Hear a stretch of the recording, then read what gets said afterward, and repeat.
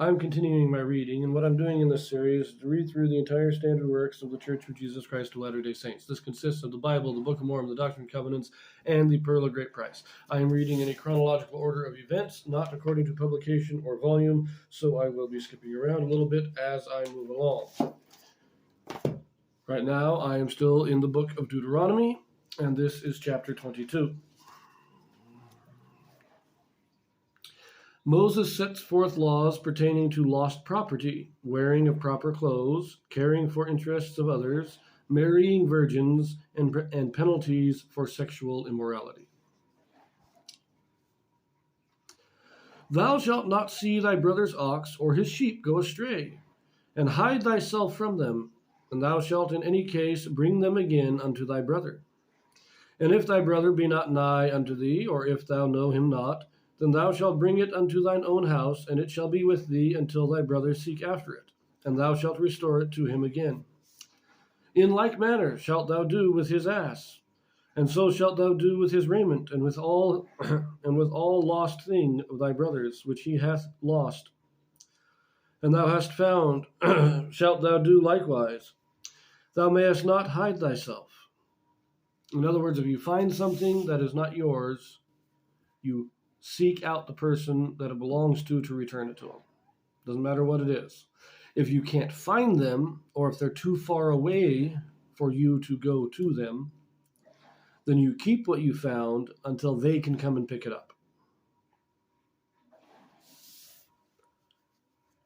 So that's what they're saying here.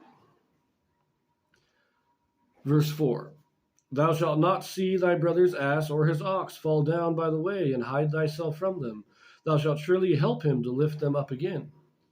The woman shalt not wear that which pertaineth unto a man, neither shall a man put on a woman's garment. For all that do so are abomination unto the Lord thy God. Now this is fairly straightforward stuff. Of course, on verse 4 there, where it says, thou shalt not see thy brother's ass or his ox fall down by the way, thou shalt surely help him. This makes me think of, people who are having car trouble on the side of the road. If we're going to do what God wants us to do, we should stop whenever possible to help. Because after all, in the modern day, the equivalent to our ox and our ass is our cars. But verse 5, wearing the clothes of the other gender. Not good. Anyways, verse 6. If a bird's nest chance to be before thee in the way, in any tree, or on the ground, whether they be young ones or eggs, and the dam sitting upon the young or upon the eggs, thou shalt not take the dam with the young, but thou shalt in any wise let the dam go, and take the young to thee, that it may be well with thee, and that thou mayest prolong thy days. Now, this is an interesting one. The dam means the mother. I'd say that's kind of obvious, but it's interesting that you can take the eggs and you can take the young, but you can't take the mother. And so think of chicken farms or goose farms in the modern day. It would be the same similar thing. You can take the eggs and you can take the young. But as long as there are eggs or young in the nest, you can't eat the chicken.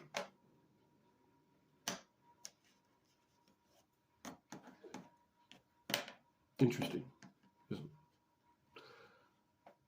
I'm not exactly sure why. It says so that it may be well with thee, but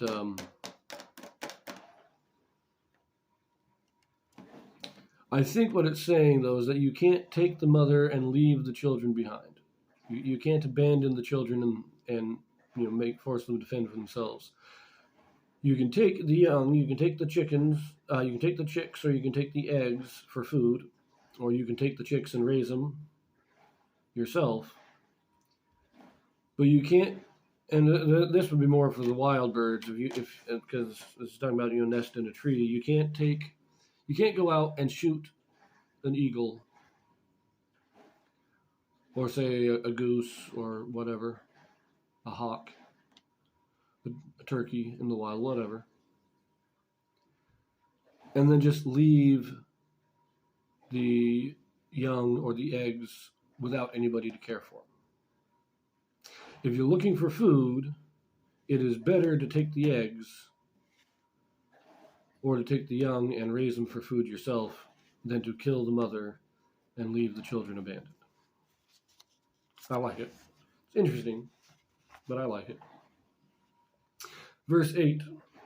When thou buildest a new house, then thou shalt make a battlement for thy roof, that thou bring not blood upon thine house, if any man fall from thence.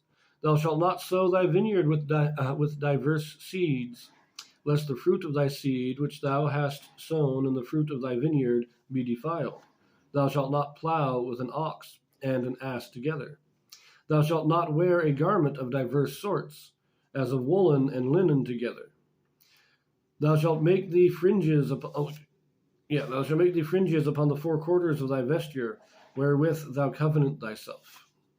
So the battlement, of course, you got a bit of battlement because most houses back then were built with a flat roof, and during like the cool of the evening, you would go up on the roof to cool down, to experience the fresh air, whatever. That's kind of where you would gather.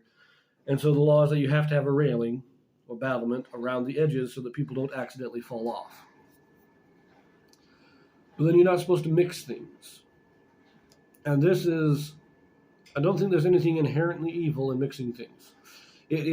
Israel needed, once again, a reminder of purity. They were not supposed to be mixing with the heathen nations. They were not supposed to be mixing their law with the traditions of idolaters.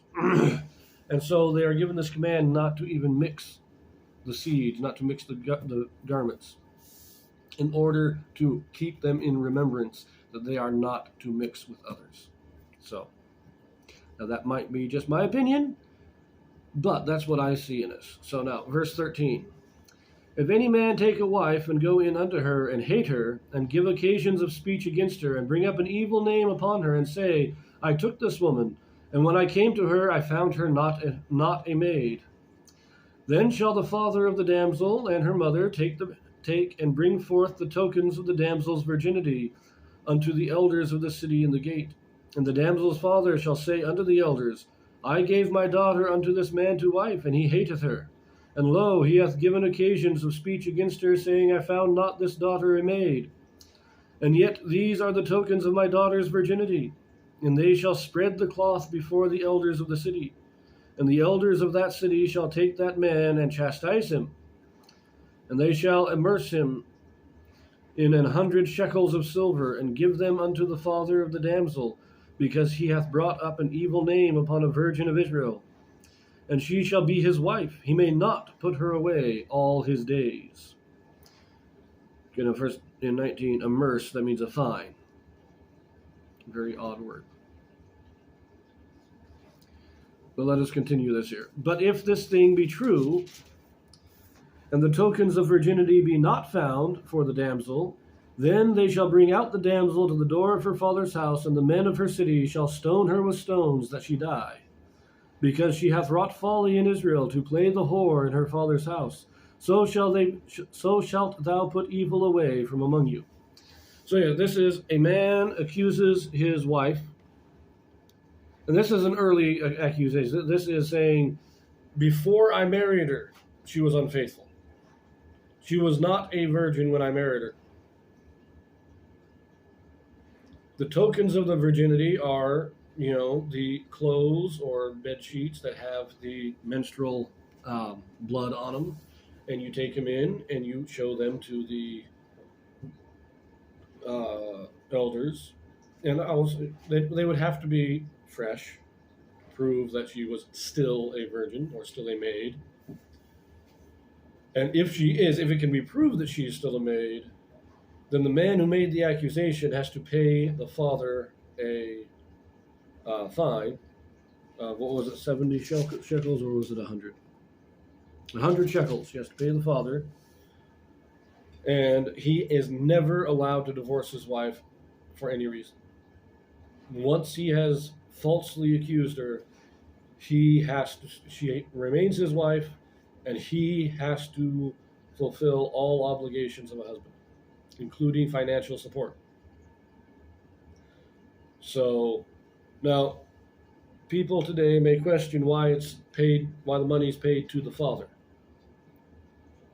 and not to the wife. Well, the wife's already getting financial compensation because she is getting would basically be a yearly alimony in the modern day. They were saying you can't divorce her, and you have to pay her. You have to support her. You have to pay her this. That's the equivalent of it, basically. But it's paid to the father because the accusation isn't just against the daughter. In giving his daughter to the man, he is accusing the father of basically committing fraud in the marriage arrangement.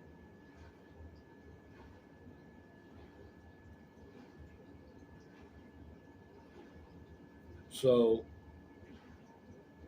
but I don't know. I don't know if I'm just really saying that right, but let us just continue, because a lot of these things are not going to make a lot of sense in the modern day, simply because we do not live these traditions. We do not. This is not what our experience is, and so we're not going to be able to make full sense of everything. But verse 22. If a man be found lying with a woman married to an husband, then they shall both of them die, both the man that lay with the woman and the woman. So shalt thou put away evil from Israel. If a damsel that is a virgin be betrothed unto an husband, and a man find her in the city, and lie with her, then ye shall bring them both out unto the gate of the city, and ye shall stone them with stones, that they die. The damsel, because she cried not, being in the city, and the man, because he hath humbled his neighbor's wife. So thou shalt put away evil from among you. But if a man find a betrothed damsel in the field, and the man force her and lie with her, then the man only that lay with her shall die. But unto the damsel thou shalt do nothing. There is in the damsel no sin worthy of death. For as when a man riseth against his neighbor and slayeth him, even so is this matter. For he found her in the field, and the betrothed damsel cried, and there was none to save her.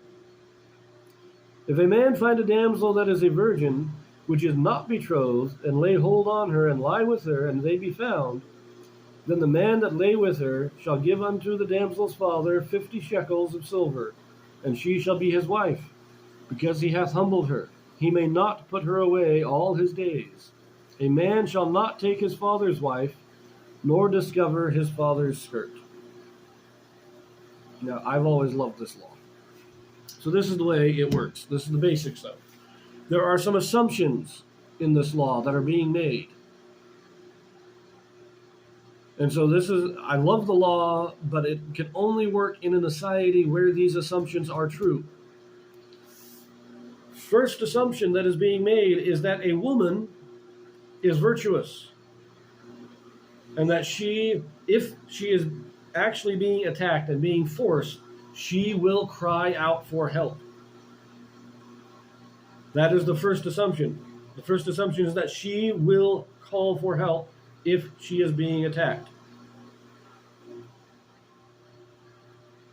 And therefore, if she doesn't cry out for help, it assumes that she is a willing and consensual participant in whatever is happening. There we go. That's our first assumption. Our second assumption is that she did cry, unless we can prove otherwise. And so we have here. So if you're just having an affair, a married woman has an affair with a man, we kill them both. Doesn't matter. A betrothed damsel, this is somebody who is engaged but not yet married. If you have, if the event happens in the city, then it is assumed that there's a third assumption that I forgot to mention. The third assumption is that if a woman cries out for help, other men will come to help. And so if it happens in the city,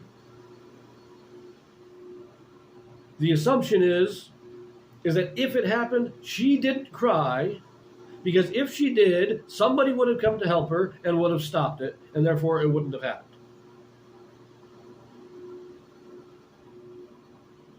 The fact that she didn't cry then makes her complicit in the act, and therefore she is equally guilty. She suffers the penalty.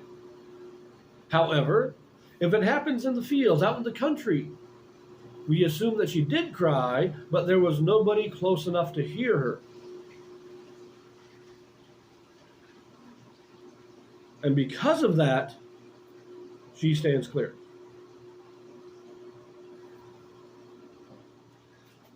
This law only works if these three assumptions are assumed. First, that a woman, if she is being attacked, will cry for help. Well, maybe there's only really two assumptions. The first assumption really there is women are naturally virtuous. We will assume that women will act virtuously unless proven otherwise. We will then assume that if they are being forced to act unvirtuously, they will cry for help. And then we will assume that if they cry for help, somebody will come and help them. If these three assumptions are true, then if she's in the city where people can hear and come to help, and she does not cry, then she has proven herself a woman participant. But in the country, you can't prove it, and therefore the law has no hold on it. I personally love this law. But this video is getting very long. I want to say one last thing. I do also love the law. If she's not betrothed, if she's not engaged to somebody else, and she is seduced and sleeps with a man, even if it is forced, he has to marry her. He has to support her for the rest of his life. There's no other punishment. He marries her and supports her for the rest of her life. That's it. Whether it's a seduction or anything, he's stuck. That law in and of itself would be sufficient to reduce sexual immorality in any society. If a man had to marry every woman that he slept with, men would be sleeping with a lot less women.